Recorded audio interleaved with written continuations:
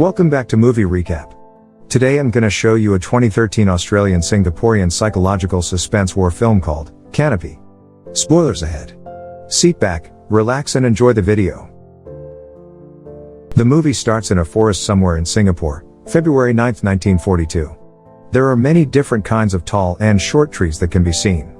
But you cannot spot any wild animals, but you can only hear the sound of some birds and insects. This is because it was ruined by a dark smoke and loud sound coming from the firearms being shot and causing chaos at the forestry. The sky is covered with clouds, and the sound of birds and insects can be heard again after all the gunfire. It was a very quiet and seemingly peaceful place. There is also a swamp with mangroves all over. Then suddenly, a man fell down in a parachute, but the parachute was caught on a large tree branch, and then he fainted from the shock of his fall. He is an enemy pilot that was shut down to the enemy territory and is now being hunted. Everywhere, there are smokes from fires burning from missiles that were shot by many combat aircraft. It was a war time. The man woke up confused, still hanging from the branch of the tree. He looks around his surrounding to better understand his situation. When he heard a Japanese soldier from around, he climbed to the branch and removed the parachute he is wearing, and jumped down from the tree. Only a few survival kits, and has no weapon whatsoever with him now. In the swamp, he hears gunshots, so he came running to hide in the woods arduously through the swamp as his feet slightly submerge on the mud. Everything turned quiet suddenly, but he still walks through to get to the other side of the swamp. As he is walking, he suddenly heard a gunshot near him. He run and lay low on the ground.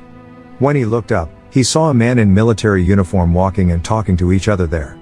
It was in Nihongo, so he does not understand. He waited and faced the ground silently, to remain hidden. After a moment, when everything became quiet again, he observes his surrounding before he got up and continued walking.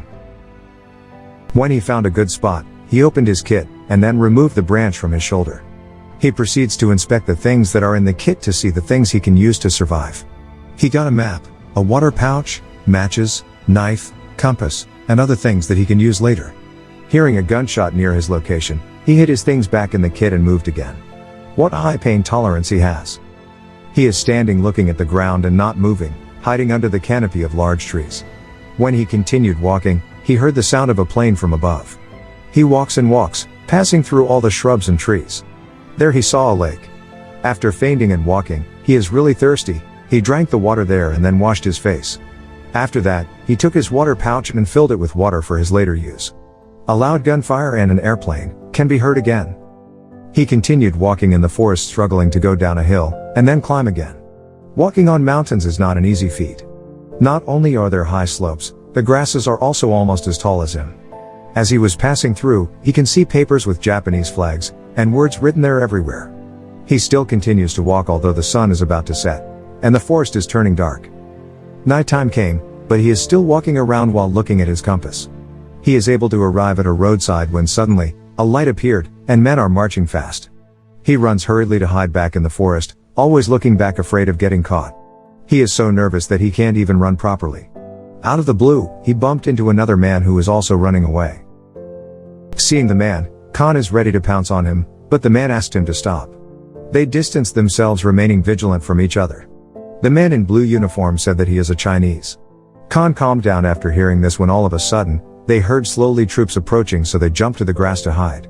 They remained unmoving until all the Japanese troops who were slowly looking over the area have passed them. They steadily stood up while watching the troops walk further away from them. The Chinese man looked at the gun pocket of Khan to see if he has any weapon with him. Noticing this, he showed and signaled that he doesn't have any gun or weapon. The Chinese man felt relieved and showed a sharp wood on his hand. The Chinese man proceeds to walk through the forest again. The moon is shining bright, but the forest remains dark. The Chinese man tags along Khan. A camaraderie of two people with two different languages was made. As they are walking, Khan stopped and signaled his hand for the Chinese man. They are on the roadside again, and saw another Japanese soldier on a night guard. Knowing that, they decided to walk back into the forest. Khan looks at his compass for direction when the Chinese man pointed at a direction, and asked him to go there. As they are walking, Khan brings out a bar of chocolate and took a piece, and ate it before he gave it to the Chinese man. Starving, the Chinese man took a large bite of the chocolate. As he is taking a bite, he saw another soldier with the same blue military uniform lying on the ground. Unfortunately, he had passed away from the slit in his throat. The Chinese man, saddened with what he saw, mourned, and cried. and said a few words to his deceased comrade. He positioned the dead body, and looked at his bag for useful things that he can take. Seeing that there is a rifle on the side, he took it, but there was no bullet, so he just put it on the ground again, and walks away. Khan only watched him from the side, and observed the Chinese man. Khan followed him. It is very dark, and he is trying to reach for something in the tree, when a loud sound of aircraft was heard.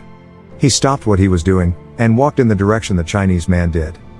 Fire suddenly ablaze, and a paper with Japanese flag and characters is picked by Khan. Hiding under the canopy, a loud gunfire was heard. Blood is dripping down the mushroom on the ground. The Chinese man was shot on the stomach. His hand is covered in blood, and he slowly fell into the ground. Seeing this, Khan is shocked, and hurried to Zhu Yi and carried him under the tree to hide. Khan checked Zhu Yi's wound, and poured water to clean it. It was very painful for Zhu Yi, that's why he struggled to keep his voice down from the pain while Khan pushes him to the ground to make sure that he won't move there. Khan took out the kit, and brought out a needle. He showed it to Zhu Yi to show that he is going to stitch his wound. Zhu Yi is hesitant at first, but he still allowed it. When Khan is stitching the wound without any anesthetic, Zhu Yi cried out in pain. Khan covered his mouth with a cloth for Zhu Yi to bite it while crying because it was very painful. It was a long and painful procedure for Zhu Yi. In the end, he fainted because of too much pain. When Khan saw this, he thought that he has passed away and checked if he is still breathing. Knowing that he is, he continued stitching his wound to prevent it from bleeding. Morning came, and they found a vacant house there. Zhu Yi was looking outside the house weakly. A day passed very quickly, nighttime came again, and they slept under a tree. Khan is having a nightmare where he walks in the forest alone, and seemingly confused about what's happening when he saw a feet hanging from a tree, and he runs away. Suddenly he woke up while Zhu Yi is covering his mouth. Japanese troops are around them. When the troops went away, only then did Zhu Yi release his hands, and signaled Khan that it was okay. They brushed the ants crawling in their skin, and sat there again to rest. Khan looks at his compass again for direction, and decided to walk. When they are walking, Zhu Yi stopped all of a sudden. His wound is bleeding again. They found a place to stay and rest. Zhu Yi is in so much pain. Khan gave him a water, and supported him to stand. Khan walked again, and Zhu Yi followed slowly. A loud sound of fire guns and voices can be heard. Khan panicked, and looked for a place to hide. Screaming and movements can be heard on the surroundings. Seeing that Zhu Yi cannot move fast, Khan hugged and grabbed him to move away from the spot. They hid there on the large root of a tree, observing the sounds from the background vigilantly. It is dawn now, and light is slowly penetrating the forestry. Zhu Yi is standing eerily to get some sunlight. Khan refilled his water pouch again in a lake and washed his face. After that, he came back to Zhu Yi, who was sitting very weakly, and gave him some water. Zhu Yi brings out a packet to give to Khan. He also brought out a picture and showed it to Khan. It was a picture of a married couple. Zhu Yi sings a song weakly as if he was reminiscing of beautiful moments before his death. While looking at the photo, Khan had a flashback. He remembered a field, a house and a lady, standing outside looking at the scenery as if waiting for someone. It was a peaceful sight. Khan woke up, the sun is shining brightly around the woods. He slowly looks at Zhu Yi closely to check up on him. Zhu Yi weakly opens his eyes slightly. It was a good thing that he is still alive.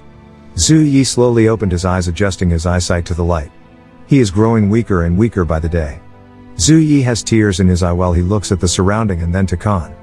He smiled at Khan and talked. Khan is not able to understand him, but still listens carefully. They told each other their names. Suddenly, Japanese troops arrived, and beaten and separated them from each other. They felt terror at that moment. Zhu Yi was dragged away very easily with his weak body. The soldier that got Zhu Yi commanded the other soldiers to drag Khan away. On the other hand, while struggling from being dragged away, Khan saw that the Japanese soldier pointed his gun to Zhu Yi's head. When he is unable to see them anymore, he heard a shot and he cried. He knew that Zhu Yi was sent to the afterlife by then. Khan was thrown to the side road, and commanded to ride the truck by the soldiers, where he sat there while holding his hands up to show submission. The truck starts moving, and he saw Japanese soldiers going around.